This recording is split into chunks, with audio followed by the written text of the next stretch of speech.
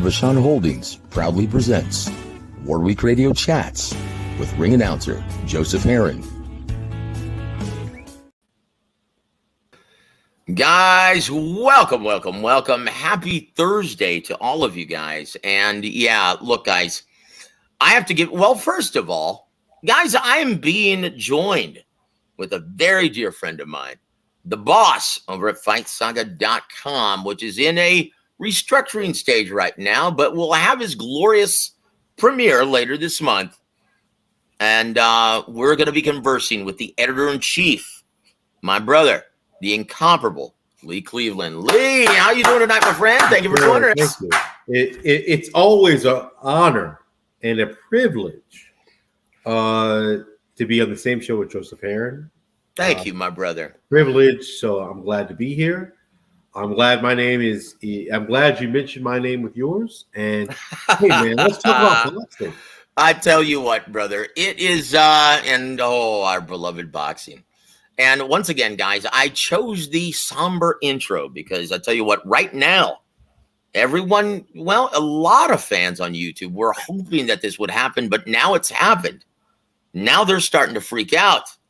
Guys, the other networks are not uninterested bystanders.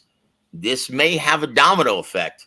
And guys, unless we change two things specifically, and it's the same two things that we've been telling you guys for the past 2 years, warning you that if these two things didn't change, that yes, networks would duck out of our beloved boxing business.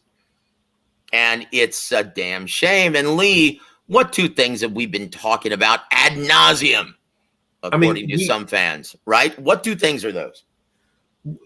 Joseph, we've been talking about a number, like in our conversations, we've talked about a lot more than two things. Yep. I think number one though is first of all, you predicted this like over a year ago with Showtime. Yep. You predicted this maybe even 2 years ago. Well, do you remember, first of all, Lee, hold that thought. Do you remember though, when we first predicted, we stated as much when HBO was going to duck out of the business? Right. Well, you did that.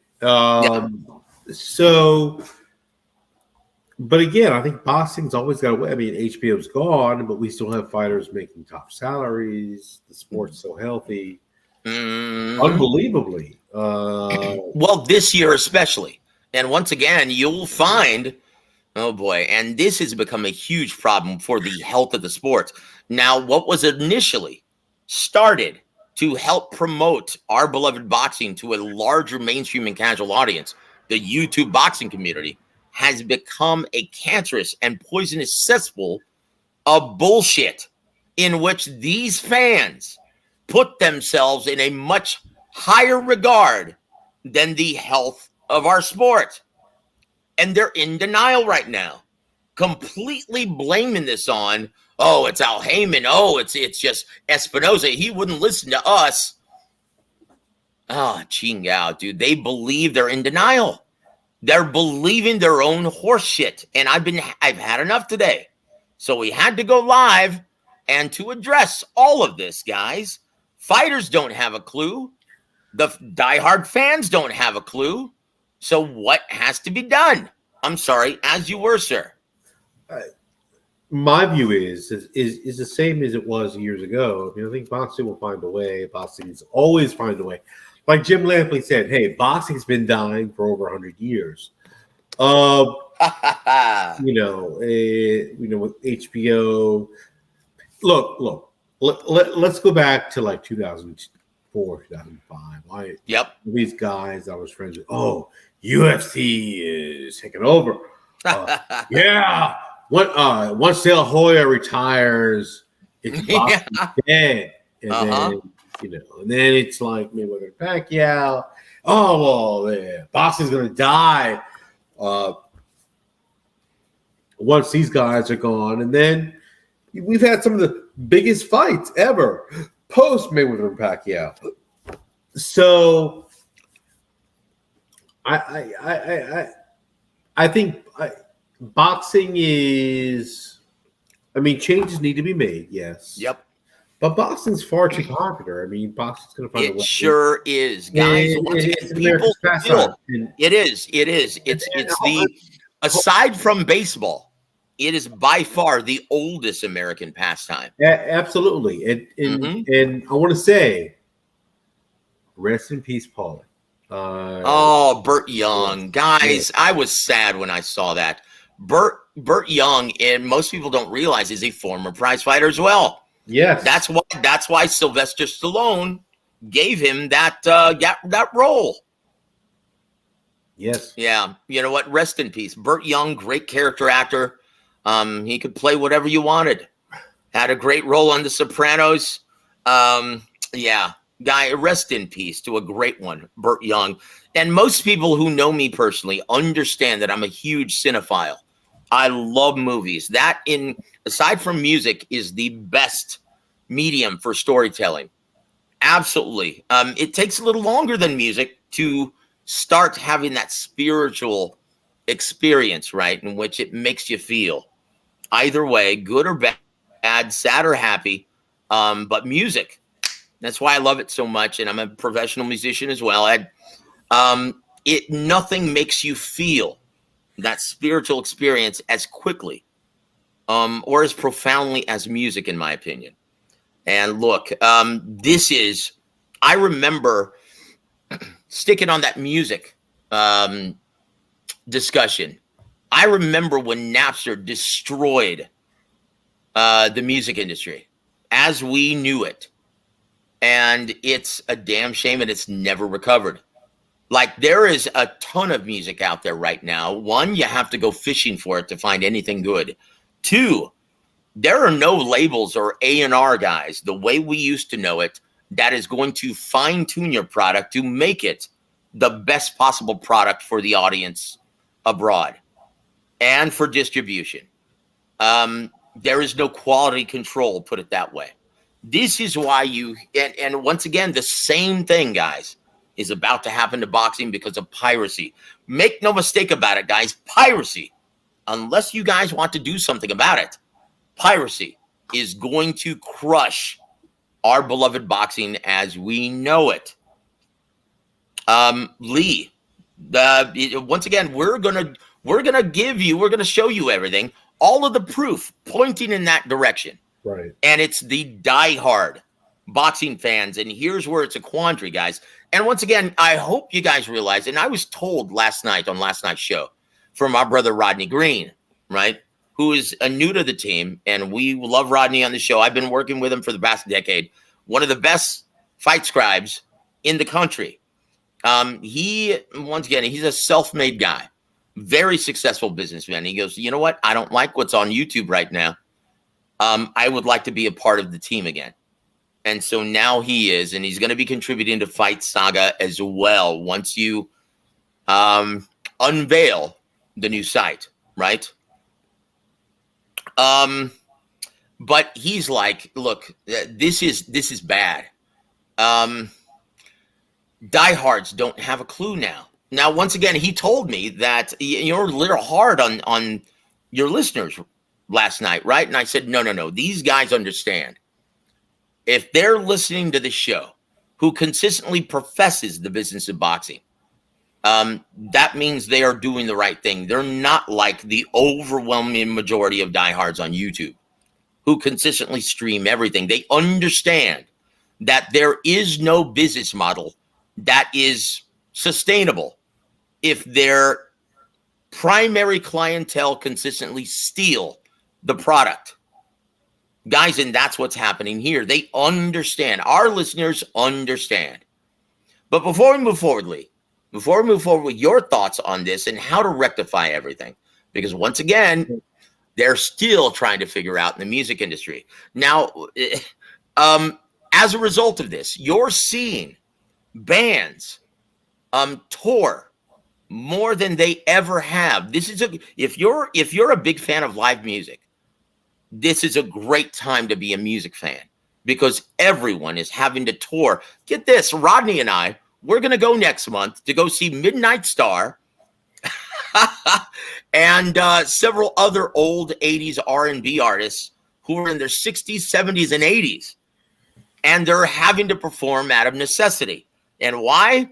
Because they can't make residual income any longer from their intellectual properties. So in order to combat all of the piracy and shit, stealing their music, they're having to play live out of necessity. Boxing, though, can we actually go back to the way things used to be, where prize fighters used to fight 20 times a year? No, it's unrealistic. So what's the solution? Think about that, Lee Cleveland, before, while we address and say hello to our extended War Week Radio family. Guys, first in the queue, want to say hello to my brother Tyrese Bowie. Welcome to the show, sir. And he says, we want Gogi. Yes, sir. And look, I've told you guys that Gogi's my brother, and there would not be a War Week Radio without him. So if he insists on, well, and just to air out our personal discussions, he says, you know, Joe, I don't want to do it anymore. Fans, they don't appreciate what I have to offer. They're not listening, obviously, to me. And you know what? I really don't want to talk about the fights. Look, we've already discussed and we warned fans that this was going to be a problem and that things have to change if they still love their favorite sport. And obviously they're not listening, so I really don't have any interest in doing the show any longer. So guys, if you want more Gogi, well, you've got to tell him. You've got to relay the message, do something, because otherwise, you know, he's not going to be on here. So next time he's on here, if I can convince him, well, you've got to let him know how much you appreciate his tutelage and mentoring, because I've learned an awful lot from Gogi since he's been on the air with me. I've been working with him. He's one of my greatest mentors in this business. And guys, over the past several years, I'm sure you've learned an awful lot more about the X's and O's of boxing, as well as what goes on in the business. So next time I bring him on, please let him know how much you appreciate his tutelage. I know this gentleman who, and thank you, Tyrese, for bringing that up, because I feel the exact same way. My brother, Jesus M., welcome to the show, sir, and thank you for being here. And yes, I wish Coach Gogi were on here with Lee and I. And Lee will tell you. Lee, any words on Coach Gogi and his greatness and how lucky we are to just be a part of his universe? Oh my God, yes. I mean, to have someone like Coach Gogi, I mean, James Gogi is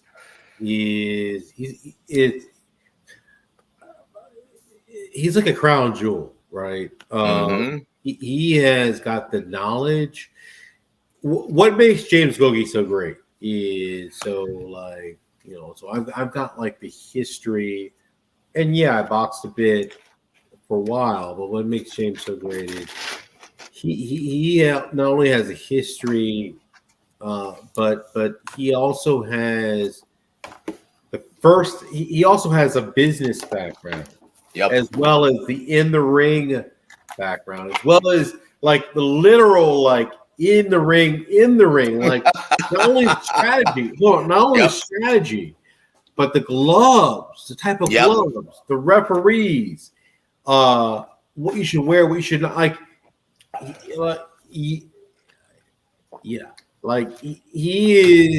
has all facets of the game, all like management, promotion, sparring, in the ring, recruiting, technique, strategy. He's got history. He's got all that. Yep. And this is why I will often refer to him as the Filipino Emmanuel Stewart, because Emmanuel was just like that. He knew everything about everything in boxing. And he insists, Joe, you know what? Yeah, obviously the two most impactful on the face value, on the surface, is obviously the piracy, and it's the inflated purse issue. We're going to get into that in a little bit as well. But there are a lot of other things. Here's a perfect example. It's the mindset of the fighters have changed as well. It's become an epidemic, even at the club level, guys, where Jojo Diaz, and I'm gutted for my brothers, Rick Medina Jr., who was supposed to fight him, And my partner, a guy who I work with in promotions at least 6 times a year, is his promoter, Rick Morones Jr. They are gutted. They went all the way over to Inglewood for JoJo Diaz.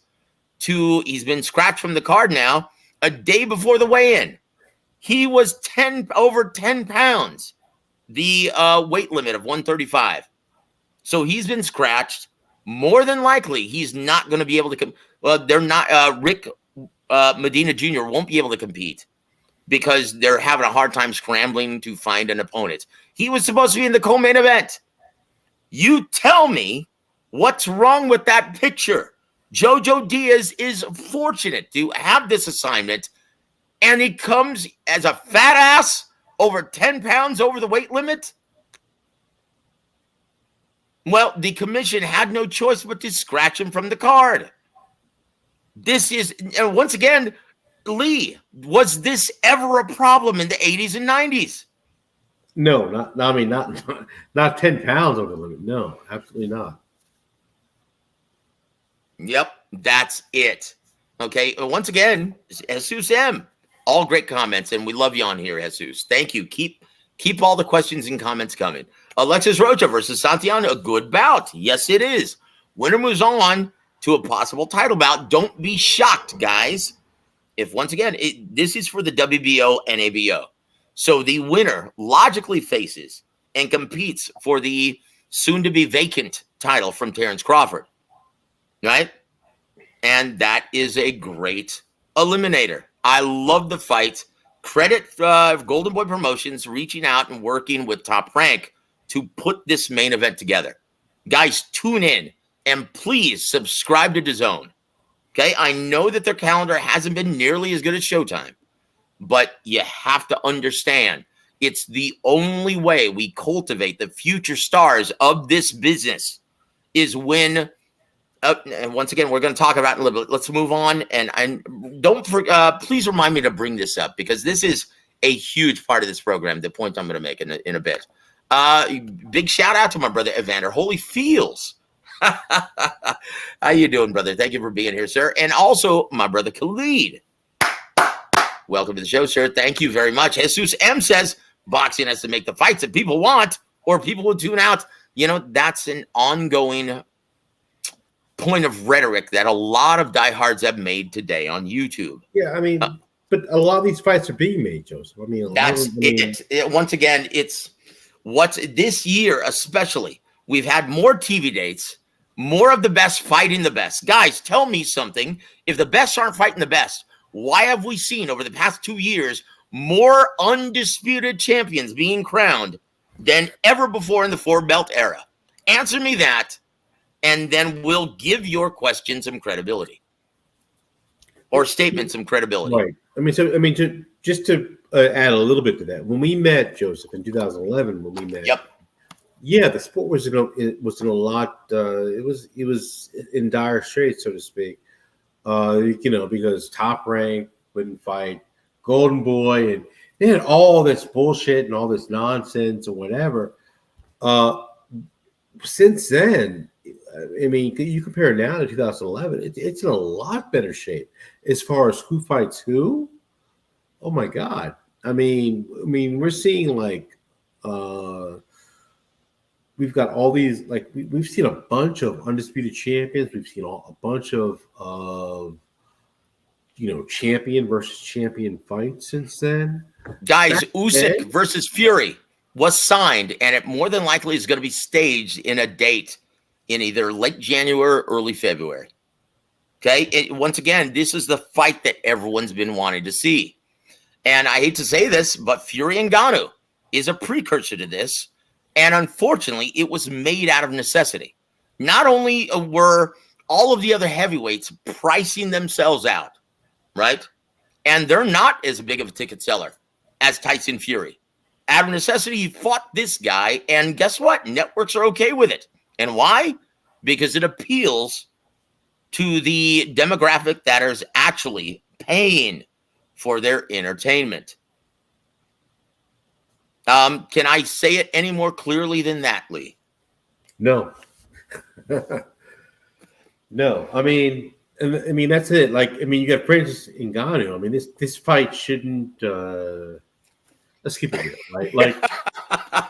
Like, I mean, like, I'm gonna speak for brother.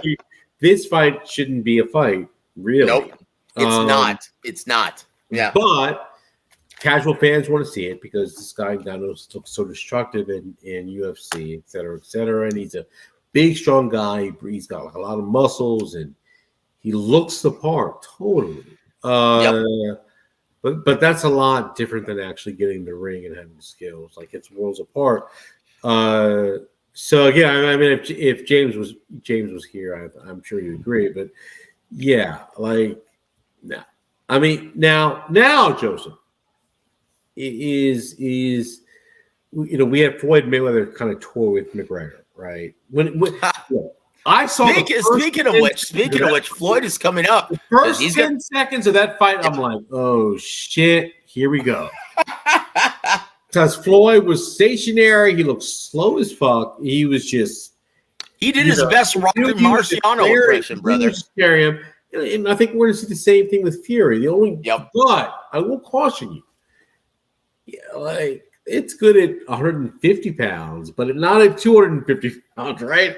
Like, you don't really want to mess around. Like, I think Fury should go in the ring. I mean, if Fury, here's the thing: if Fury is hungry, he wants to knock this guy out in the first round, he can. He won't. And there's nothing Ngannou can do about it. But that's a big if. Because Fury's kind of a showman. So that's it. We don't really he's going to carry him. He's going to carry him for several rounds until things start to get serious and not fun for him anymore. Canelo wouldn't do that. No, hell no. Like, Canelo's not a heavyweight. You don't know about. I mean, but no, I think Canelo was like. I think Canelo. It's the mentality. Yes. I seriously think. Canelo would kill Ngannou in a fight, in a boxing match. Yes, despite the weight difference. But let's go to Alexander Usyk. He's going to come in there. He's going to be professional. He's going to take care. Like that fight wouldn't go around. Maybe 2 at the most. But then Fury is going to dance and play, and that's kind of what I'm concerned about because he's a showman. So he's a great fighter, but he doesn't have that sort of instinct that like a Mike Tyson or even of the Klitschko brothers. They're going to be good. They're going to go in there. They're not going to play. No, especially Vitali. Vitali has that killer instinct. He's going to take you out. Usyk is going to take you out, but Fury's going to get around. He's going to play a little bit. Like, that's my only concern is at this weight. I mean. Well, let me ask you something, brother. How are all of your UFC friends reacting to this event? Well, first of all, these guys said that boxing. These guys said in 2004, 2005, boxing's going to die. When De La Hoya retires, boxing's going to die. Okay. Yeah. He's going to take over. And now, and trust me, Joseph, I remind them on the regular. The last, 10 or 12 years that all the top guys in UFC want to box. All right. Conor McGregor on down. Conor McGregor. Nick Diaz. I don't know which one is which, but you know what I'm talking about, right? All these guys, they want to box because that's the people of boxing, man. That's the thing. Look, it's obviously if you guys have never been to a mixed martial arts event, and I've been a ring announcer for a couple, but it's trash, guys. It's trash. Look, no, hold on. Listen. Obviously, pugilism is by far the most aesthetically pleasing discipline of all of those combat sports, right? And so it's if you've ever gone and seen an MMA event live, I have. You have no choice, but when 2 guys hit the floor, you can't see shit. You just have to look up at the screen and to see what's going on. Well, once again, it defeats the purpose of seeing a live event. It's trash, guys. And so once again, this is everyone's favorite discipline of combat. Anderson stand up pugilism. Yes, sir. all these great guys want to box. And like they don't say that anymore. Oh, when De La Hoya retires, it's going to die. Oh, when Floyd and Manny, it's going to die. I'm like, well, when is it going to die? I'm like, UFC is dying, isn't it? Like all the UFC guys want to box now. Like even the guys that don't box will say they want to box to get their name in the press, to get their names on websites like Fight Saga or MMA Mania or SureDog or all these other sites, right? They say that they want to box just to get their name out there. They associate their name with someone like a James Toney or whoever. Maybe not James Toney anymore. But well, hold on. Let's move on, brother. Once again, hold that thought because we have to blow through the greetings to our Warwick extended family, guys. We want to thank and welcome Toby Bartlett for joining us across the pond. Salute Joe Lee and the chat. Thank you for being here, my friend. And Khalid also extends his condolences to the family and friends of Burt Young. Rest in peace. So once again, Jesus M, come up with something better, my friend. And once again, he says we should not congratulate them when finally big boxing fights get made. So let me get this straight. You're saying that you're disgruntled when they don't fight, and you want to remain disgruntled when they do fight. Okay, got it. Does that make any sense to you, Lee? I don't really understand that, but okay, just so we're on the same page, Jesus, come up with a viable solution because we've seen great fights this year. And once again, I will expose how the guys who claim to be the biggest proponents of boxing are the biggest problem right now. And that's why Showtime Boxing, after speaking with Steven Espinosa, he stated that, and I will tell you guys our conversation a little bit later. Okay? Don't let me forget, brother. And Toby also says, rest in peace, Burt Young. Also, give a big shout out to my brother, H Money Boxing. Welcome to the show, sir, and it's good to see you on the chat. Also, long time no talk, man. Dude, if I click the link, if I send you the link, please come on board if you have time. Thank you, my friend. Let's see. Hold on. H Money Boxing, Joseph, Dave Morrell, the boogeyman. Yeah, dude. And you know what? Like we like to say on this show, there are no boogeymen, just non-ticket sellers. Lee, is that right on the money? Yeah. I mean, yeah, to a degree, yeah. Like, I mean, they're ticket sellers and they're non-ticket sellers, and then that's it. Yeah. Yep. I mean, you're 100 no. That's great. You're 100 no, but if you're not selling tickets, you're not selling tickets. It's like the butterbean factor, right? Very good. guys, and once again, look, right now, guys, understand this. This is a given now. You guys have to understand this.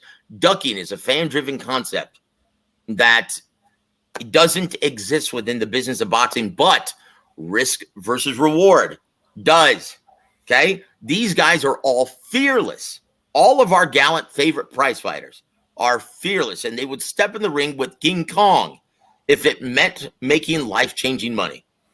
I will say this, and once again, Jesus brings up a very, very good point. Fights like Haney versus Regis, not a pay-per-view fight. Yes, it isn't. No, it isn't. And seats are too expensive. Yes, they are. That's a big problem. Once again, interject the inflated purse issue.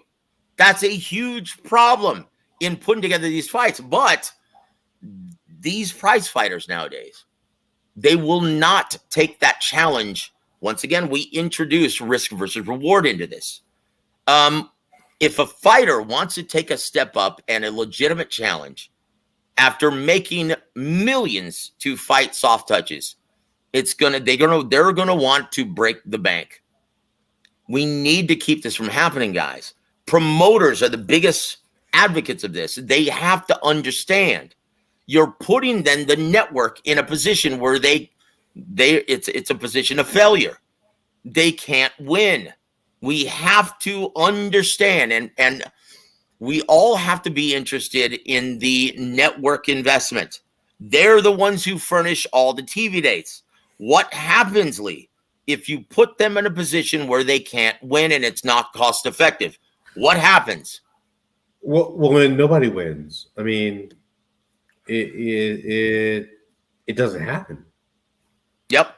That's it, guys. They will do exactly what Showtime, CBS, Paramount has done, and that's pulled out of the fight game. You have to understand this, guys. And that's a very good point, Jesus. And thank you for bringing this up, because this is an excellent fight. But it shouldn't be on pay-per-view. You've got two non-ticket sellers. But I will explain this, though, guys. And once again, this is how you can help. When a fighter like Demetrius Andrade, who's going to be on pay-per-view as well with W.A.W, that's not a pay-per-view fight either. But once again, he's grown accustomed to receiving inflated purses. And here's another reason, guys, and this is how you can help. There's another reason why he wants to break the bank when he steps up and takes on a challenge. Because of you guys. Because of you guys. As soon as someone takes the risk and he gets his ass whooped and gets knocked out, who's the first demographic to treat him like hot garbage and say, you know what, he needs to think about his retirement? He needs to think about retirement. That's you guys. You guys do that. Okay, understand, Lee, when we were just fans of the sport and weren't in this business, yep, what would we say? Well, you know what? Someone has to win, someone has to lose. No big deal. Move on. There's no shame in losing at the elite level. You guys should adopt that much healthier attitude. Quit looking at things with an overtly negative scope. It's not healthy for the health of the sport. It's not healthy for our beloved boxing. Now, what was everyone's reaction when, what was the latest, who was the latest knockout victim at the hands of the Big Bang Jilly Jang? Joe Joyce. What was everyone's reaction to that knockout? Oh, he might want to think about retirement. Okay, let's move on to the next one. After one loss, two losses? Yeah, to the same guy, right? There's no shame in losing to someone who's got your number. Now, once again, what was everyone's reaction to Errol Spence after losing to Terrence Crawford? Washed up. Yep. He's gone from top 10 pound for pound to like washed up. Yep. Overnight. Really, literally overnight. I mean, getting knocked out by Terrence Crawford is what there've been a lot of guys in the Boxing Hall of Fame who've been beaten by guys lesser than Terrence Crawford. So and so let's keep going. Oscar Valdez, when he got bludgeoned by that tornado, Emmanuel Navarrete. Yeah. Okay, what was everyone's reaction? And they saw his eye lumped up like that. Oh, geez, you know what? He might want to think about retirement. Guys, enough is enough. Okay, that's the reason why this is fighters lose. I mean, the best fighters. I mean, there's no shame. Like the best fighters lose. Jack Dempsey. Guys, there's no shame in losing at the elite level. If you want to see the best fight the best, quit reacting this way and treating your favorite fighters like hot garbage just because they lose. That's the reason why we're not seeing Dave Morrell Jr. Anyone willing to take him on. He is arguably, not arguably, I'm going to say it. He is the most athletic super middleweight in the world. And he is one of the baddest dudes in boxing right now, pound for pound. And guess what? No one wants to fight him. Look, David Benavidez, this is how dangerous Dave Morrell Jr. is and how much of a risk he is. One, he's not a ticket seller. Two, dude, the baddest dude at 168 right now. I'm going to say it. And not just because he's my brother Ronnie Shields' fighter, just because it is what it is. Now, David Benavidez, instead of fighting Dave Morrell Jr., he thought it was a wiser choice to take on an undefeated, crafty, awkward southpaw two-division world champion. He thought that was better. That's how dangerous David Morrell Jr. is. Right? And so once again, guys, this is why this fight is on pay-per-view. This is why Haney wanted a small fortune to move up and fight Regis Fagrias. This is why we're getting it on pay-per-view and not on regular subscriber DAZN. Guys, be a part of the solution and not part of the problem. Okay? Quit hanging out your favorite fighters. Quit hanging these guys out to dry when they lose. There has to be a winner. There has to be a loser. If you want guys to continuously take these risks, then support them, win or lose. Okay? H Money, thank you, brother. I appreciate it. And you always have great content as well. Thank you. Thank you for joining us tonight, my friend. Bacon and eggs. Good day, guys. I love the moniker. And tell you what, let's give a shout out to my brother Outlaw. I'll tell you what, it wouldn't be an episode of Warwick Radio without hearing some snide remarks from my brother Outlaw. I love your comments, brother. Love the insult. Honestly, he's become, in my opinion, the Don Rickles of our Warwick Radio extended family. Always love seeing him. I thought it was you, man.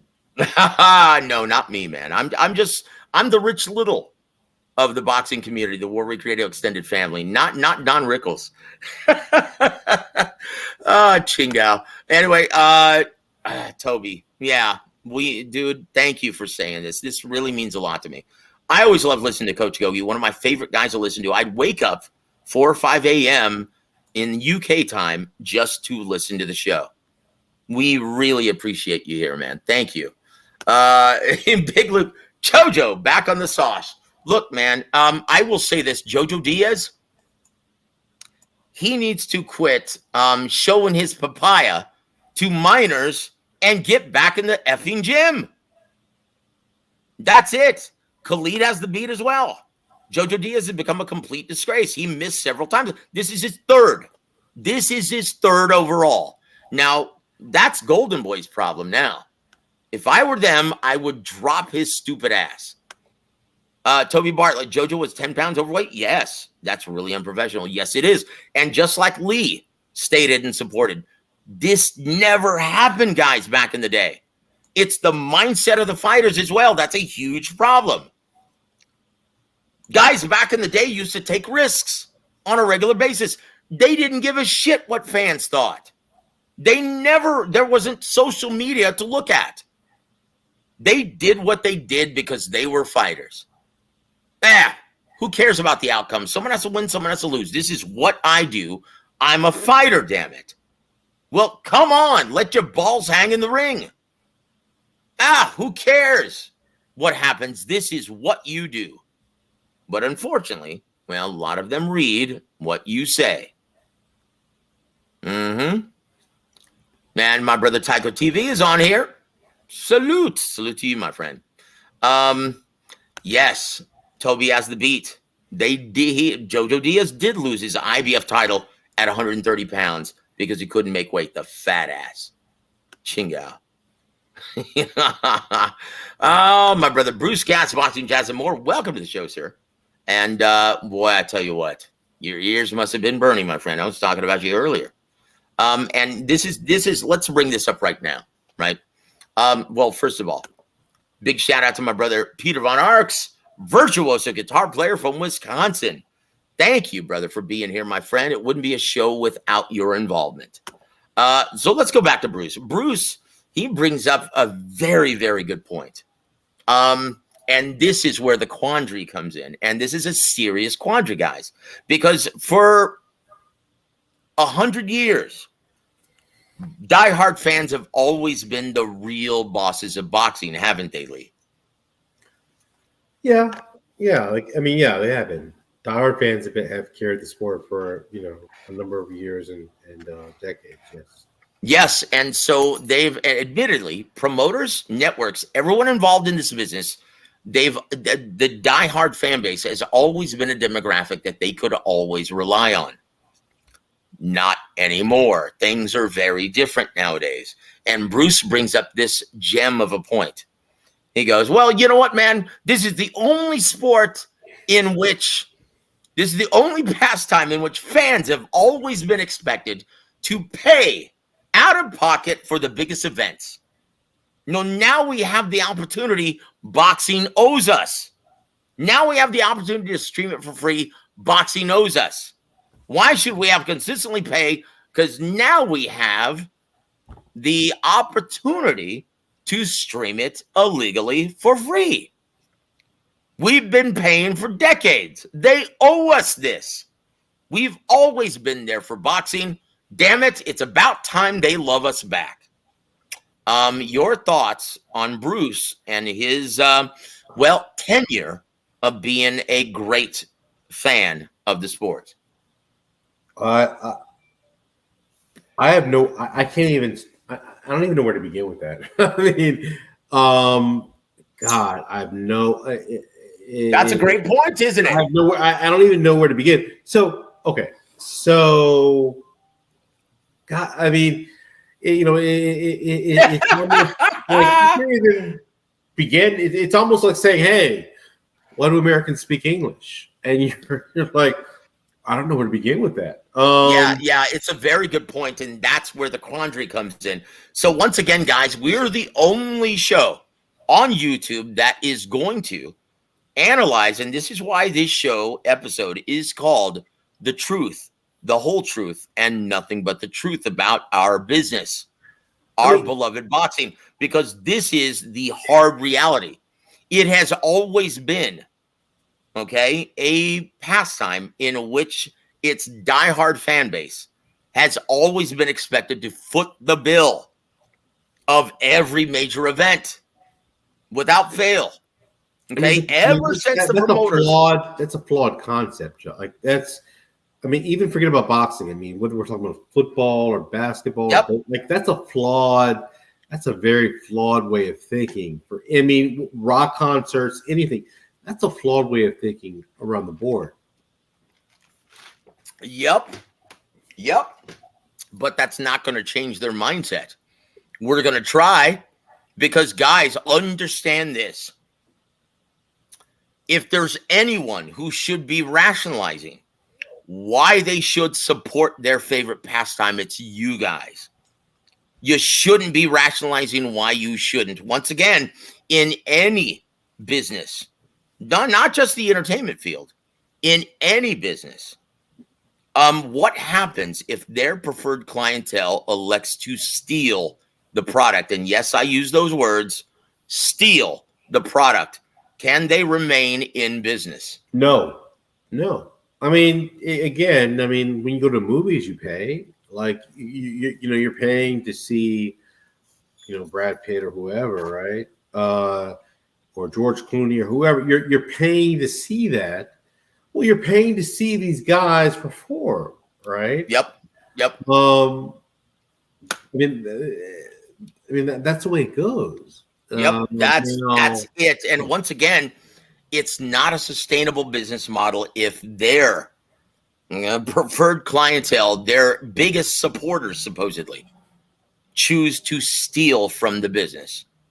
That's what you guys are doing. Yeah. You go to Las Vegas, right? And you buy a show. I've been to Las Vegas a few times, with some girlfriends and stuff. You want to impress them, you buy shows, and you pay for them. Yep, you pay for them. Pay for these shows, yep. Well, they're boxers, like they performed for years and years and years to get to this point to make that amount of money. And you're seeing people on a tightrope. You're seeing these people with lions and tigers. You go to Vegas, you see all kinds of shows, and they're good shows. But you might pay $200 or $300, but that's for you're paying for that. You go to the movie theater, you pay $15-$20. You're paying for that. Look, guys, and once again, let me bring up a very, very good point. Try it on for size, and you'll see. Okay, we can all identify the people who religiously steal the product. They're the ones who bellyache about it the most. They complain about everything, and they don't have a kind word to say of some event that they just stole. Now, if they invest their hard-earned money in it, they want to like it. They will bring up all the positives about it. That's a fact of life. Try it. Try it on for size, guys. You will agree with me, and you'll find that you will view it, if you've got some skin in the game, with a half glass full mentality instead. Guys, it's much healthier for the product. It's much healthier for you guys. Okay? We're not saying you have to purchase every pay-per-view, but regularly invest, subscribe to the platforms that showcase and give you boxing on a regular basis. Now, once again, once attractions have reached the mainstream level, well, then you've got some help. The onus isn't just on your shoulders. You've got some mainstream and casual help. Okay, you don't have to buy every Canelo event. Yeah, purchase it if you want to. But the events that appeal to the diehard fan base exclusively, you guys have to show up. You guys have to support it financially. And now, once again, here's an example as to how diehards right now, and once again, I have to give this disclaimer. I'm not referring to the Warwick Radio extended family. You guys are awesome, and we love you guys. And if you're listening to this show, chances are you're not the problem, okay? You understand the business of it and how your decision affects everything. But this is case in point. This is, and once again, I have to laugh because on another podcast, a lesser channel, guys who hold themselves in a much higher regard than their favorite pastime and are just on YouTube to make super chats, right? And to make cash. They don't give a shit about the health of the sport, right? A bald-headed idiot was on his show earlier today saying, oh, you know what?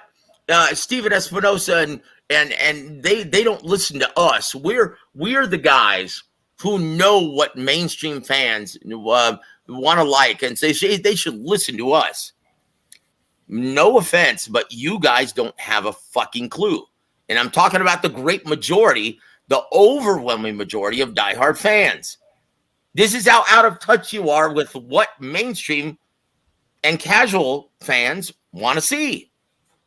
How did Tank versus Ryan do? A matchup that most diehards were solely against. How did that do on paper? Great. 1.3 million purchases. Yes, it did. And in that era, in today's era, that's great. You know, yep, it is with piracy. Yep, and that just once again. So let's move 2 weeks later. Haney versus Lomachenko of matchup that almost exclusively appealed to the diehards. How did that do? That should have done well, but it didn't. Yeah, it only did 120,000 purchases. I mean, you look at both fighters. You mean, especially with Lomachenko's background. I mean, it should have been. Should have been a lot bigger, but yeah, it just wasn't. Yeah, and why not? No, you can say it. It's obvious, but you could say it. Well, these guys just were not in the mainstream. Like they were not like they didn't catch a public eye, really. Yep, and once again, did the diehard fans show up and pay for this event? No. Yet the very next day or later that evening, everyone saw it miraculously, even though they didn't pay for it, and they were screaming robbery. They were screaming robbery. Once again, not understanding how prize fights are scored, and most of these guys don't even know what the scoring criteria is. And we watched that fight together, but yeah, we did. It was a really good fight, and it's a shame when you have guys on that level, and give something. I mean. Look. I mean, I know that you and your dad, we talked about this, had a special relationship with boxing. Yep. Me and my dad did. Like my dad, we were happy to pay for HBO. My dad, when my dad was living and we watched these fights, he was happy to order these fights, man. He couldn't wait to get HBO to see Chavez and Mildred Taylor and Mike Tyson. And Terry Norris and all those guys, he was salivating. He's like, no, to see these guys, all I gotta do is get HBO, and that was great. And then you pay for the big fight, you pay extra, but that was like nothing, man. Nope. Yep, and that's it, guys. I get to see Chavez, Camacho, and all these guys. Wow, like it was golden. Yep. And now It was everyone wants to glorious. trade me.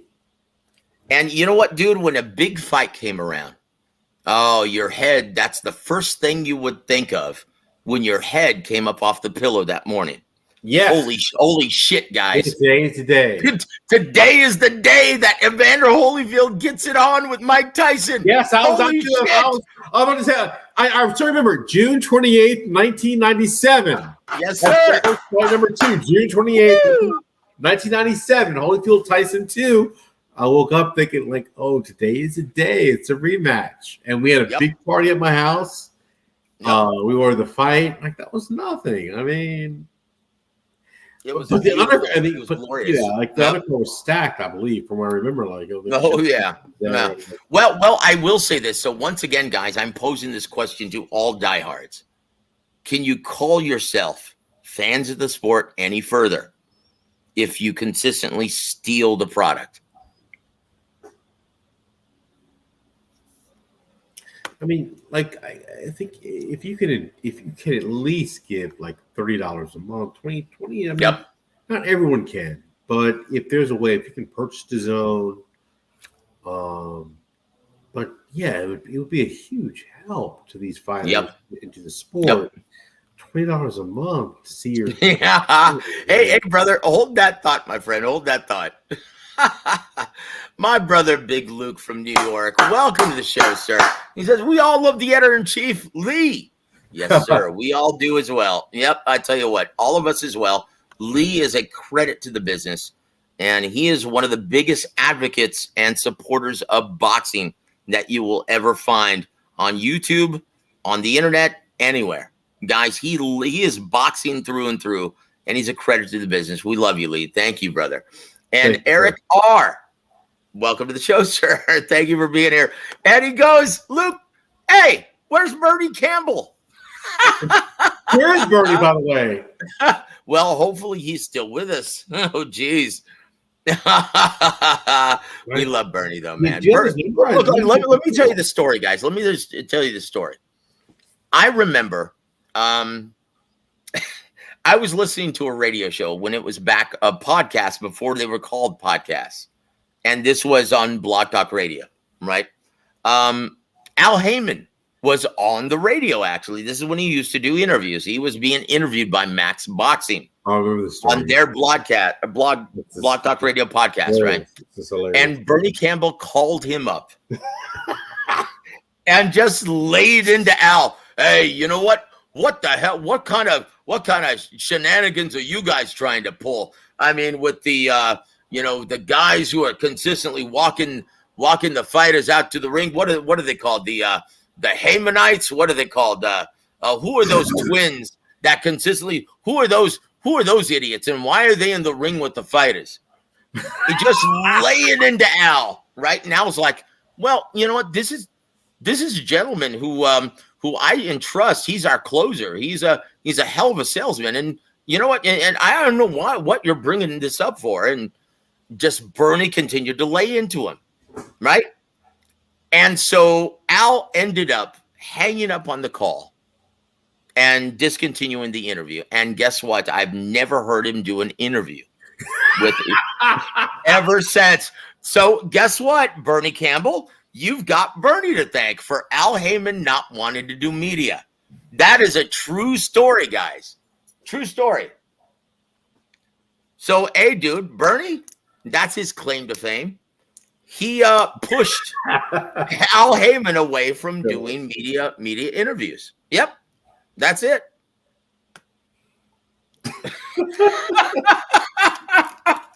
Yeah, I mean, you have to know.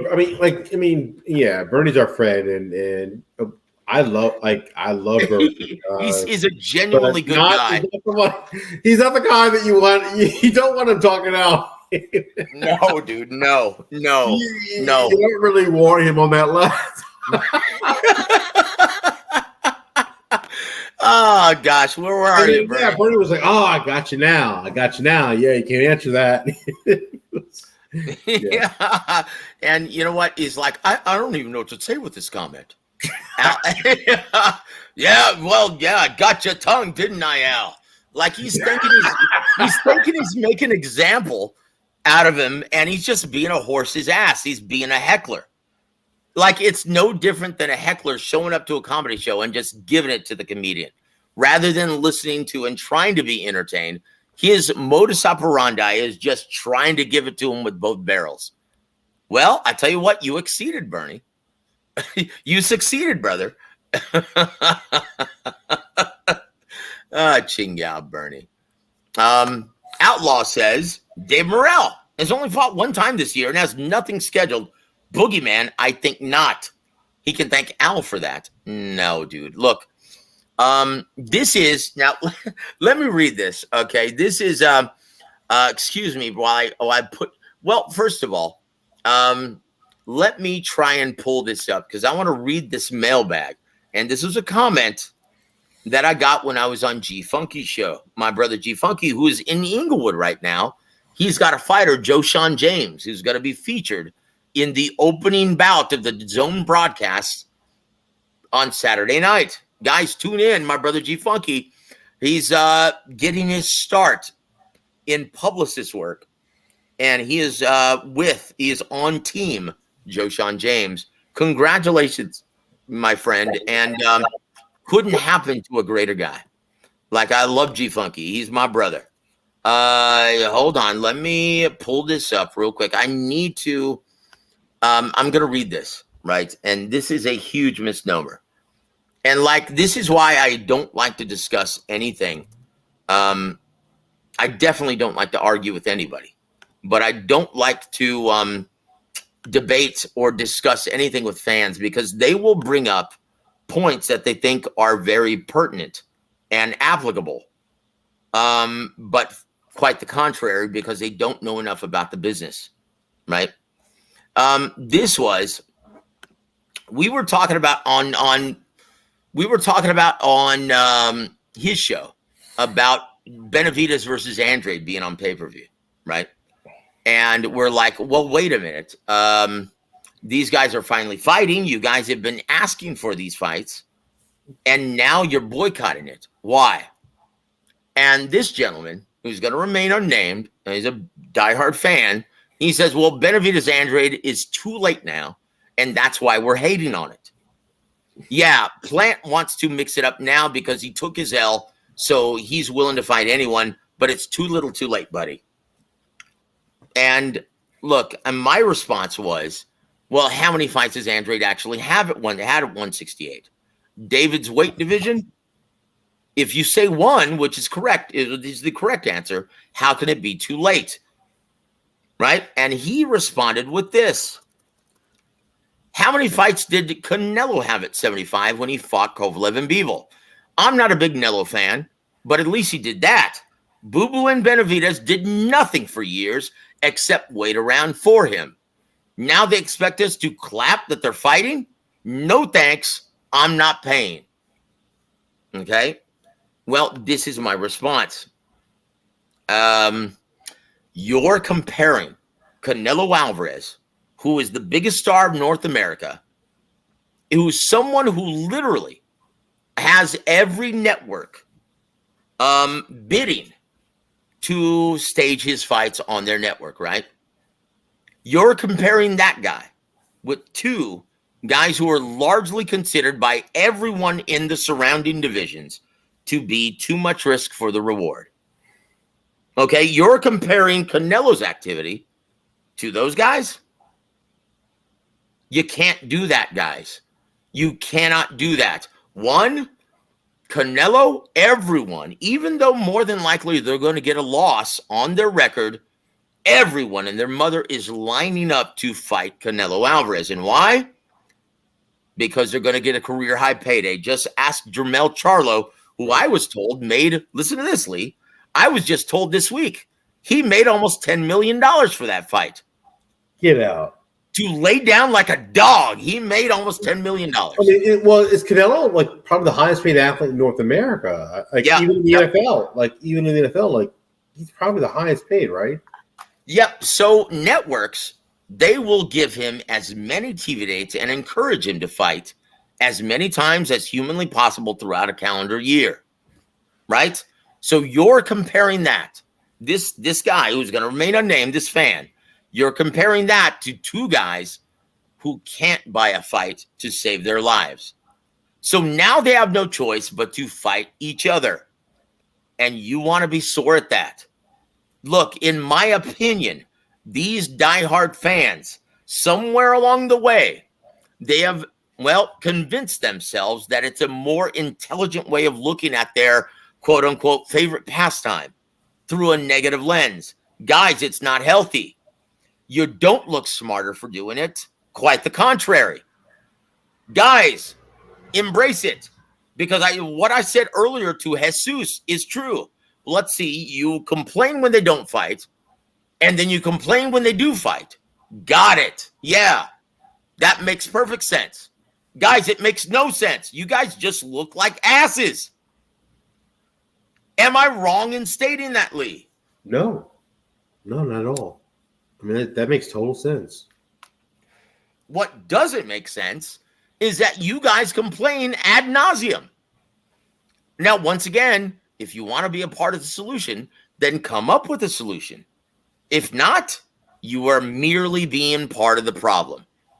Guys, and just like this show is titled, that is the truth, the whole truth, and nothing but the truth about our business. If you want to be considered the real bosses of boxing from this point forward again, then start putting your money where your mouth is.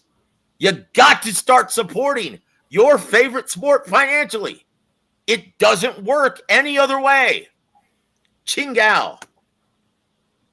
Now, Jesus M has a very good point. Ringside fights for Haney Regis are about $1,000 overpriced. It's like paying NFL playoff tickets. Yep. And look, guys, in this case, I cannot just justify supporting this overpriced sack of shit. Now, Eddie Hearn claims, oh, we've already sold about 9,000 tickets. That is horseshit. Horseshit. Now, and this is why I know this. I know several guys who were at the media, the announcement, the press event that they just had. There was no media there.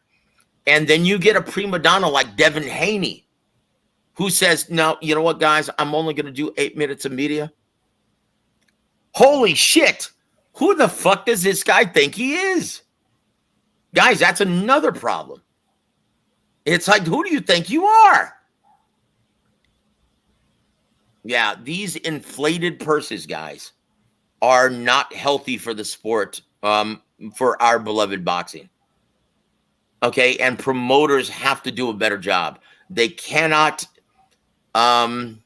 continue to pay these guys above and beyond their market value because it's just not healthy. And who has to pay? The fans. Guess what? They're not going to. Every time you put this in front of their face, they are going to say, nope, not worth it. We like the matchup and we would tune in if it were on regular subscriber DAZN, but not this time. Nope, it's not worth it. Decade ago, this would have been on HBO, Championship Boxing exclusively. And we'd be fine with it. This is a great fight, but not on pay-per-view. No. Guys, on pay-per-view back in the day, it used to be a designated date for the truly special events.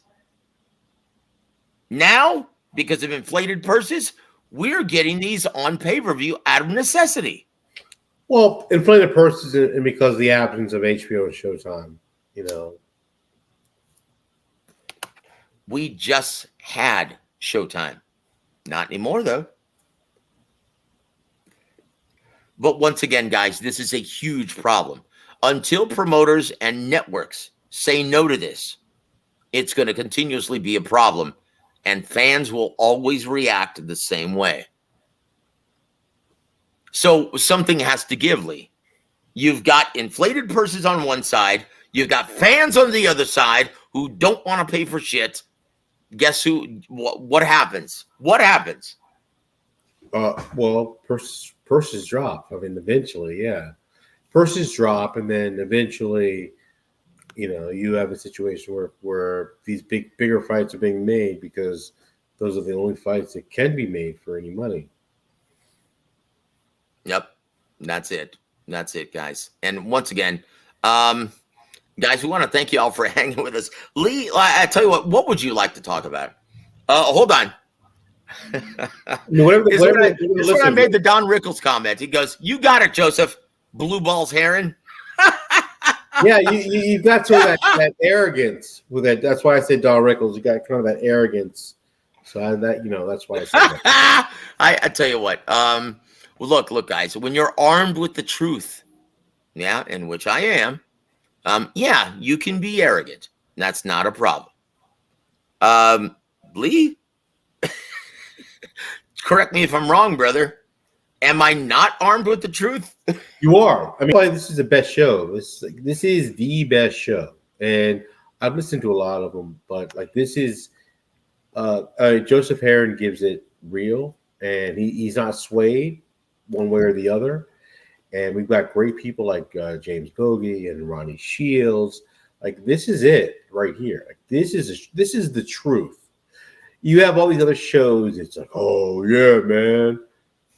Yeah, we got under. Yeah, we got the real. We got the real. Ah, Chingao. Yeah, like these guys don't know shit about boxing. Hold on. Yeah, my brother Bruce, and thank you for hanging with us, my friend. He says, "Why do you say illegally? Because you're stealing it. You're stealing the product and not paying for it. If it were illegal, the cops would be knocking at your door." Well, look, brother. In most states, marijuana is still illegal. Does it stop anyone from using it? No, dude. If you stay within the confines of your home and smoke as much weed as you can, guess what? You can get away with it. You can get away with it. That doesn't make it any more legal. and that's it. And look, this is a huge misconception. Bruce, with all due respect, the stream is keeping boxing alive. No, it's crushing it. It's suffocating it. Bruce, I'm my brother Bruce Gasmoski and Jazzamore. He has a great channel. He's a great historian. Go check out his channel. Yeah, that's pretzel logic, my friend. So when everyone watches streaming and nobody pays, then fighters don't get paid. I mean, how does that work out? That's it. Thank you, Lee. We appreciate you, brother. Yeah, this is nuts. Why don't the streaming sites close down if they were illegal? They've been open for years. So now he's blaming it on the host sites. Yes. Okay. Well, why don't people just stop committing crimes? Why don't people just stop carjacking? I mean, yeah. Look. It's the same thing. I'll use the drug thing. Okay. Well, it's my drug dealer's fault. Not mine. Hey, if it were illegal, shut him down instead. Then I won't be able to buy it. Does that make any sense at all, Lee? No, it doesn't. I mean, yeah. It doesn't. No, it doesn't make any sense. None. I want to welcome my brother Juice. How you doing, my friend? Salute, Mr. Aaron in chat. I hate that Haney Progrise is on pay-per-view. Yes, I do as well. I refuse to pay money for fighters that aren't that entertaining. That's it. Guys, in this business, it's not enough just to win. Yep. It's not enough just to win. In the immortal words of Bernard Hopkins, and there were always a lot of controversy surrounding his performances, defensive first, right? But no, B-Hop was the executioner. He was the execution of excellence, just like Bret Hart, right? But he said, very, very wisely, he said, look, it's not enough just to win. You have to look good doing it. This is a business, and it's in the entertainment business. We have to entertain guys. Okay, if we want guys to continuously tune into our events, and we have to get the most of ourselves, and we have to make an example out of our opposition. We have to look good doing it. Lee, your comments on the great Bernard Hopkins. Yeah, I mean, that makes a lot of sense. I mean, I think so. Okay, so I mean, yes, today, yes. I think back in the 80s and 90s, I think, yeah, you could be 55-0, a middleweight star, champion, and get all these views. But boxing was in a different place back then. But even then, again, it's all about really just being a personality, being someone that people gravitate to. That's why you have your Tyson Furies, your Muhammad Ali's, your Hector Camachos. They're showmen. They're showmen. They understand the business. Now, they're hell of a fighters, but they're also showmen. They understand the business. They understand that, hey, I got to do a little extra. I've got to be controversial. Ali, Camacho were certainly controversial. Some people say Tyson Fury is controversial. Got to be Jorge Paez. Not on that level, but in the same vein. Jorge Paez was a freak. The guy who used to show up in a wedding gown. Yes, but not on that. He wasn't on the level as the other guys that we're talking about. But he was on national TV, though. So in that respect, he not only was he on national, he was on one of the big four, like what, NBC, ABC. That's right. He was not even like he was on top tier national TV. So yeah, like all that's important. And unfortunately, that's the way it is. You get a guy like Butterbean, big fat guy knocking people out. He's 40 pounds. Well, he's unique. People want to see that. We've never seen a 400-pound guy knock people out. So that's why I always said, hey, like if you put Elon Musk in the ring or something, like oh gosh, heaven forbid. People are going to want it, but it'll be big because people want to see it. Look, guys, that's where we're headed. That's where we're headed. If you don't start paying for these events any further. Like, guys, once again, this is how far off the cuff and how far out of reality now diehard fight fans are. They don't understand, and they constantly bellyache about this. Why do we have these circus events? Why is Jake Paul fighting Nate Diaz again?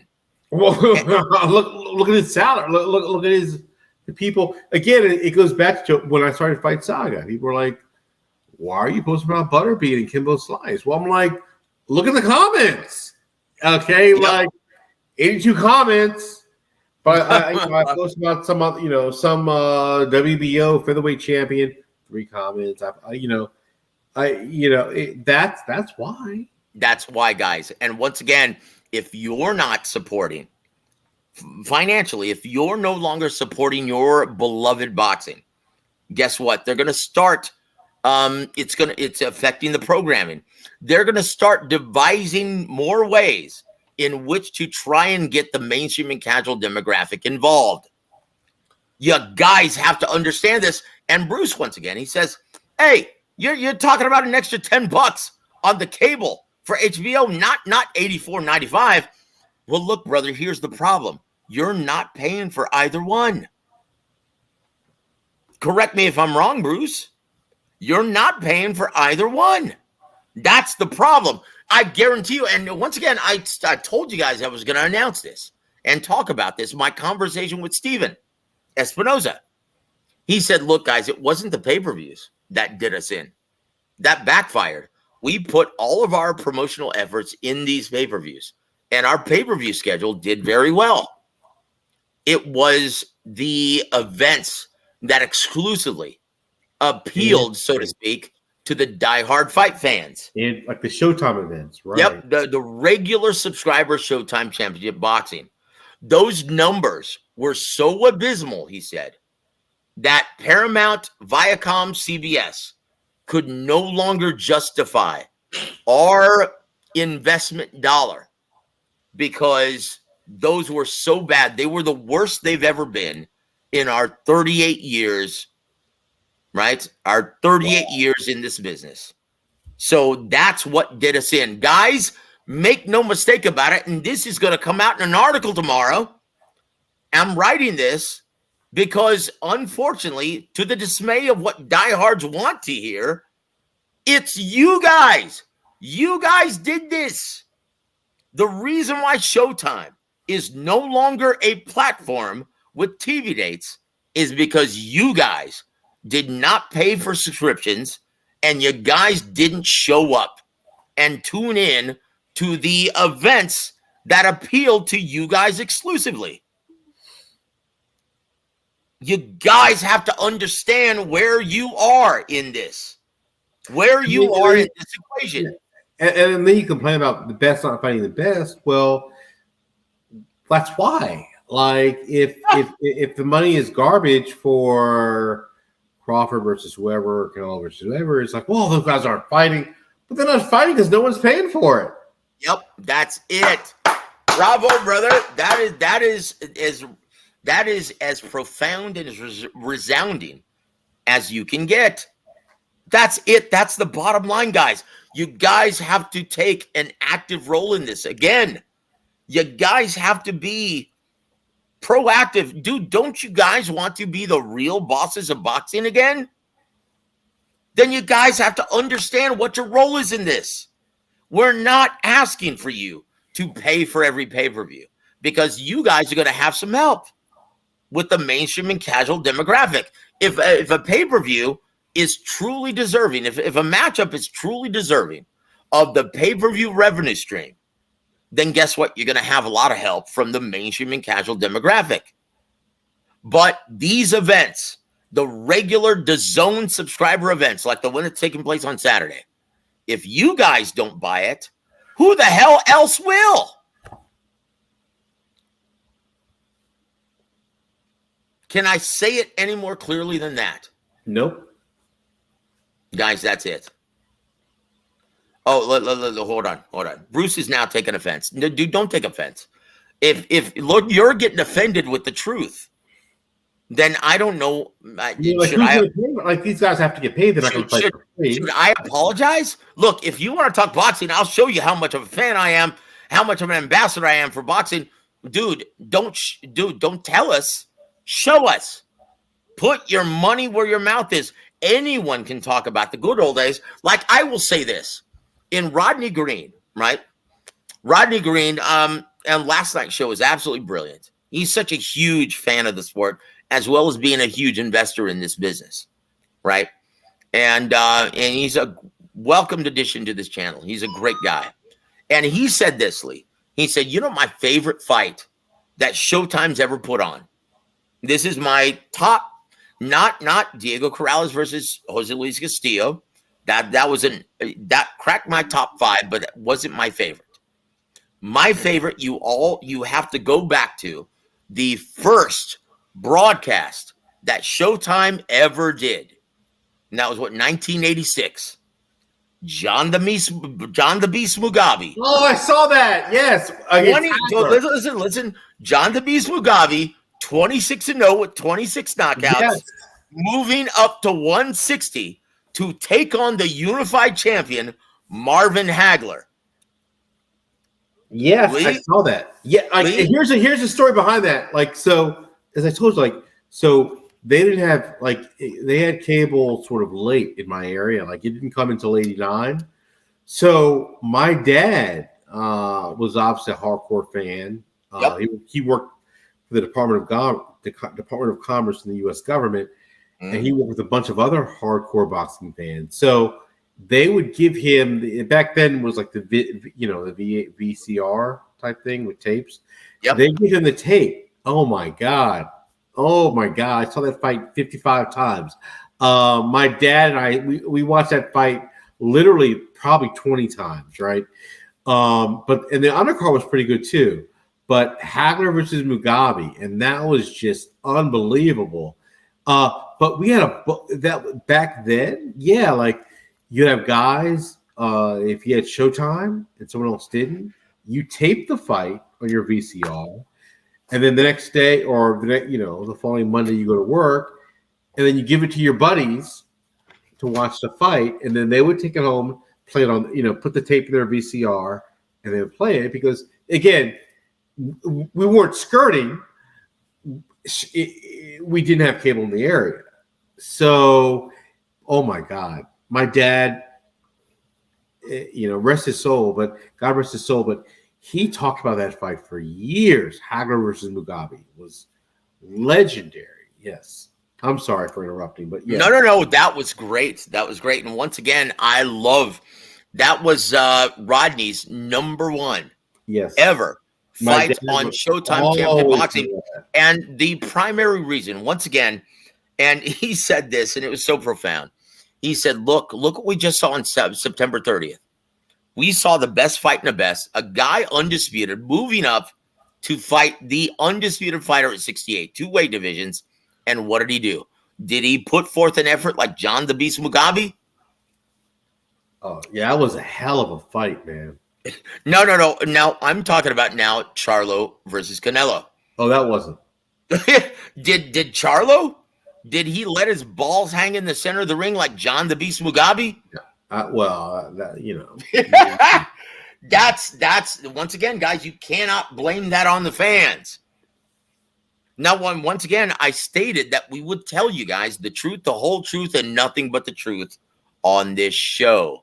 And everything. And here's the thing: is like, so Mugabe got, I think it was the 11th round, if I'm not mistaken. You can look it up. I think Hagler did knock him out. Hagler knocked him out in the 11th round of that fight. Yes, sir. But with my dad and me were hardcore, and my dad was like, love Hagler. I mean, of course we loved Hagler because he's an all-time great, but he's like, I want to see this guy Mugabe again.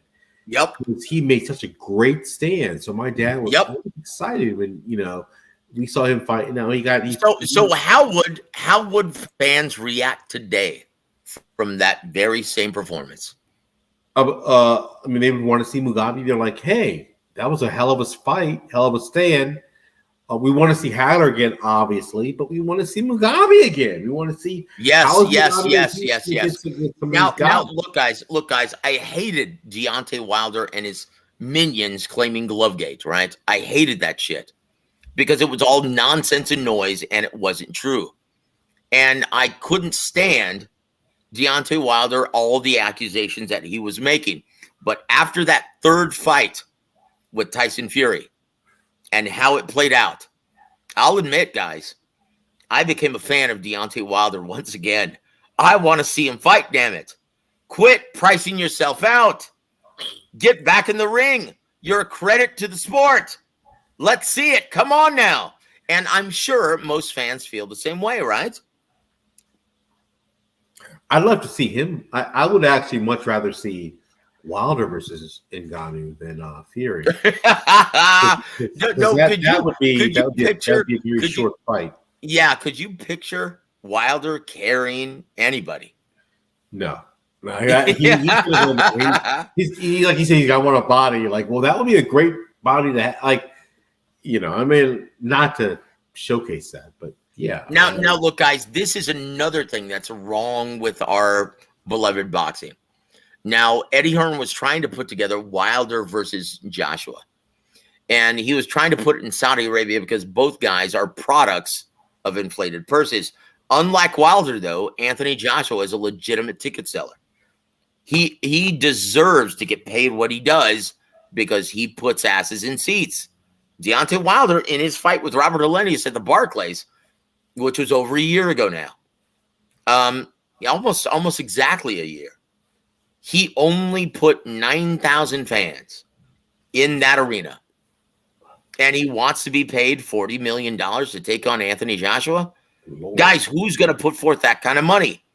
And so after dangling that imaginary Saudi carrot, that financial carrot in front of their noses, guess what? It's not going to happen. That's another fight that we should have seen a long time ago that never materialized. Now, once again, Bruce, don't get offended. He said, Joe, I'm not going to go back and forth with you. Were we? On keyboard. You want to debate this on a neutral platform? Let me know. I'm going to bed. Good night. Well, look, Bruce, with all due respect, I love your channel. You are a great historian. But I'm sorry, when you constantly espouse this nonsense, advocating, stealing on a regular basis as a viable option, you're wrong, brother. So you are wrong. This is a guy that said that people should watch streaming is good for boxing. Yep.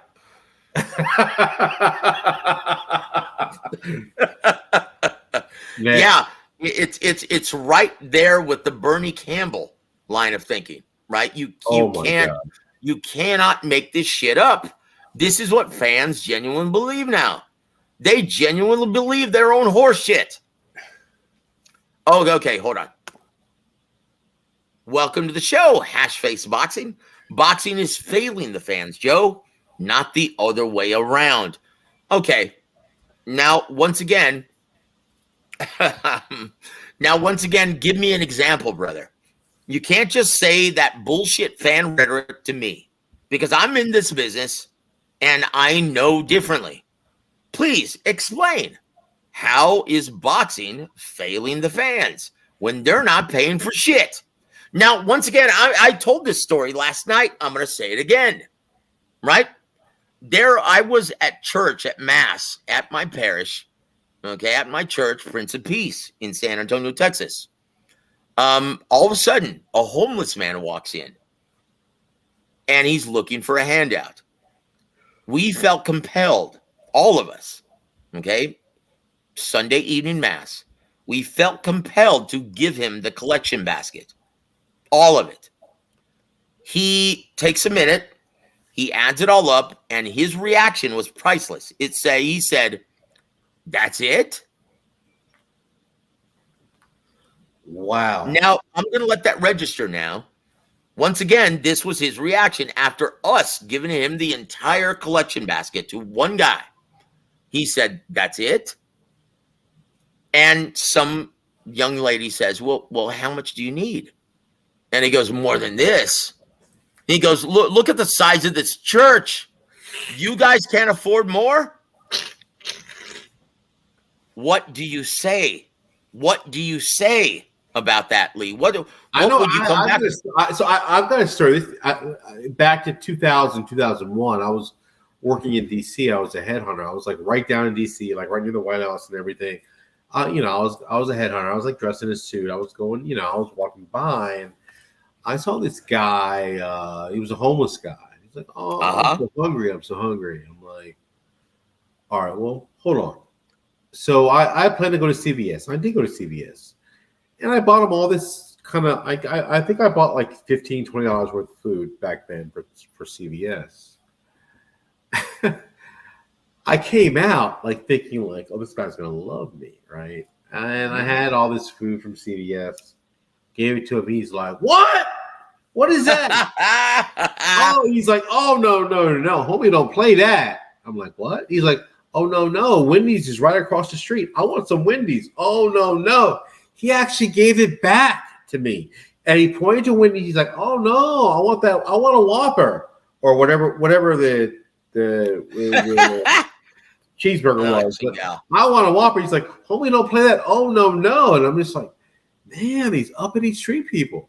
I went back to the office, and we all ate. Like, we all had an afternoon brunch, right? Like, and my boss was like, "Put it on the table." Like, we had like nachos and cheese and beans, and oh my god, like it was a great Friday afternoon because we all ate that. But yeah, amazing, yes. guys, and once again, once again, you're talking now. That's how you guys sound. Once again, you don't have to pay, regardless of, despite common sentiment amongst diehard fans. You guys don't have to pay for every pay-per-view. Just the subscription. Tune the fuck in. Yes. That's it. You guys don't have to pay for every pay-per-view. Look, if there's a matchup that doesn't need to be on pay-per-view, but it is, then boycott that shit. Send a message to the fighters and the promoters. Look, this has no need to be on pay-per-view. Send a message. I'm fully endorsing that. Okay, but the regular subscription fights that appeal to the diehards alone, exclusively, you guys need to show up. How else are you going to produce and cultivate and nurture the next big stars of boxing? Now, let me ask you this, Lee. When Miguel Cotto was just starting out as a prospect, did you tune in? Yes, actually, I did. Yeah, I saw him fight. I watched his fights early on because he was a big name and he had some good fights, and Top Rank brought him on very well. Yep. How about Terrence Crawford? Did you watch every fight he was on with Top Rank? And yeah, I remember the first fight he was on because he was a replacement for the guy from the That's UK. right. Bradis Prescott. Yep. Yep. Guess And what, then guys? he was the kind of a star after that because That's like, oh, this guy's gonna last 3 rounds, and then he ended up dominating his opponent, right? Yep. That's it. That's it. No, guys, once again, how else are we as a collective nation going to cultivate the next big stars of boxing if you guys aren't participants? So here's the problem. This is a huge problem. Problem is these fighters want way too much money per fight. They want to cash out for every fight and fight just once a year. Yes, that's a huge problem. Once again, guys, we want to be fair on this channel. That's a huge problem. And once again, what's the greater good? What's going to give? Something has to give, guys. Okay, the inflated purses of the fighters on one hand, and then the non-financial support of the diehards on the other. Something has to give, guys, or else guess what? Showtime isn't going to be the only network that pulls out of our beloved boxing. You guys have to understand that, both you as well as the fighters. Something has to give. Guys, we've been saying this for the past 2 years. Something has to give. Those are the biggest issues concerning our beloved boxing at this time. Okay, and if I hear any more horseshit like the best don't fight the best, that's just Teddy Atlas rhetoric. That's nonsense. He should be ashamed of himself. Yep, that's it. That's it. Hold on.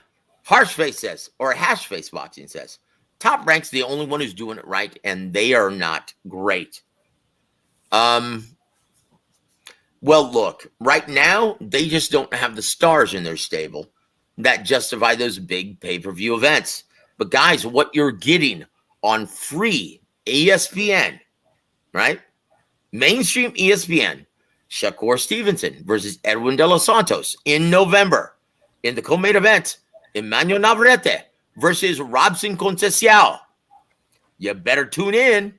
You better tune in. And I don't mean stream that shit illegally. Tune in to ESPN. Right? That's it. Let's see. Instead of Caleb Plant earning himself a Canelo rematch by fighting Morrell for his WBA interim, he wants to cash out in a pay-per-view against Jamal Charlo. Boxing sucks. Shake my head. Look, man. Plant wants to cash out?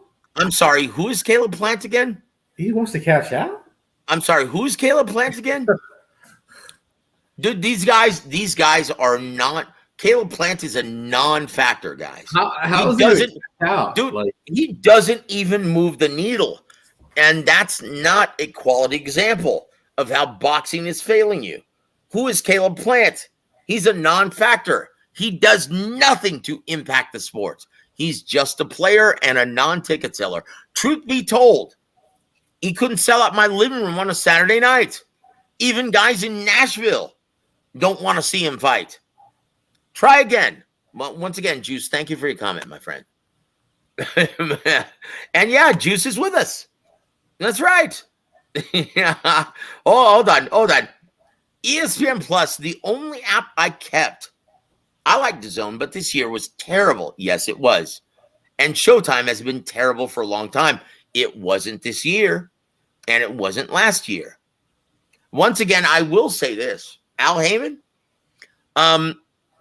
Showtime didn't start getting good until, well, Heyman was kicked off Fox, the big Fox, right? Mainstream Fox. For years, he was giving his best product to Fox and giving Showtime the scraps left over. But when he was booted off that platform, and once again, his pay-per-views weren't even, they didn't even want to distribute his pay-per-views. They were doing a horrible numbers, right? Yeah, that's when Showtime started to get good. And you guys still didn't care. You guys still had that axe to grind. You guys still had that grudge against Espinosa. Did you guys support it? Absolutely not. And that's why we're in the position that we're in. Right? Come on, guys. When they throw you a bone, you have to reward the networks. You have to actually give them your sign of approval. Once again, you guys look like asses if you're upset when they don't fight, and then you're upset when they do. Yep. That makes no sense. Guys, we're taking up a lot of Lee's time right now, and it's already midnight where he is. So he has to work tomorrow. And Lee, I tell you what, thank you, brother, for being our special guest on this program and being the voice of reason, my friend. It's always a special event when we get to chat with you. Right. This please, is the best show. This is the best show. This is the best show. This is the real show. This is the real. Joseph Heron brings you the real. It's class act. This is real. It's real. He's not going to sugarcoat anything. He's not going to try to appeal to a certain audience. This is real. It's based on a lot of knowledge. The kid, he's got Ronnie Shields, he's got Gogi. This is the best show by far. Thank you, Lee. I tell you what, and you're a big part of it now. And thank you, brother, for always being the voice of reason, my friend. And we love you on this show, and we want more of you. Please, we want to see you every week as part of the team. Honor and a privilege. Thank you. Well, I tell you what, brother, guys, and once again, we want to, guys, encourage everyone to go subscribe to my brother James J.R. Bell from the Boxing Source. He is the Boxing Source. He's always at every event. He works as hard as anyone I've ever known in this business, and he is as knowledgeable as anyone I've ever known in this business. So, guys, please support the Boxing Source. He says, yesterday I brought up the issue for the smaller promoters that featured their fight on Showbox, like Salida and others. Yes, and it's a damn shame they no longer have that outlet. Okay, Showbox always catered to the promoters and the fighters who didn't have those big TV dates. Now, it's no longer an item. It's no longer an option now. It's no longer an option for these guys. And guys, guess who did that? You guys. You guys did by not subscribing and tuning in, by continuously streaming this shit illegally. Now, once again, guys, correct me if I'm wrong, but it doesn't matter if a pay-per-view is $80 or $5. You'll still stream it for free. You'll still steal that shit. Am I wrong about that, Lee? No, you're not. And that's why. And once again, guys, if I'm wrong about this, prove me wrong. Prove me wrong. Yep. Now, Eric R. says, it's really simple. You have to teach the networks and promotions how to meet your needs. The only way to do that, and once again, they're not listening to you anymore. In years past, they've always treated diehards as the real bosses of boxing. Lee, are they doing that today? No. And why not? Because they're not spending any money. Yeah, a number of reasons. But yeah, just again, it's like you go to a movie, you spend money. You go to Vegas, you see shows, you spend money. I mean, you could at least spend $20 a month. Dude, come on, dude. Just spend $12.99 a month. That's how much it was to get regular subscriber Showtime every month. They couldn't even do that. Right? And so once again, guys, if you want to reclaim your role as the real bosses of boxing, you have to subscribe to the platform. No one is telling you that you have to buy every pay-per-view. No one is telling you that. The only people who are the idiots in the YouTube boxing community who don't know shit about this business. They've never been a part of this business, and they never will. These are guys who have never been to a fucking gym. Yep. Okay, so don't listen to that poison anymore. Okay, that's it. That's all I have left, guys. And once again, I want to give a big thank you to my Warwick Radio Extended family. And I want to thank all the kind thoughts and all the kind words to my brother Lee Cleveland, myself, as well as the coach, James Gogi. And I will tell him that these guys love you and we want more James Gogi. Absolutely. And I can't make it any more profound than that. Guys, thank you for supporting Warwick Radio. And guys, we are here for you. We don't do this for super chats. We do this for the love of our boxing. Guys, we love this business. We are in this business. And we are here for you. And we've been telling you the truth ever since we've been on YouTube. And that's never going to change. Good or bad, once again, you may not like what we're telling you, but that doesn't keep it from being the truth ever. So, guys, on behalf of my brother Lee Cleveland, I'm Joseph Heron. You've been listening to Warwick Radio. Guys, have a wonderful evening, and God bless all of you.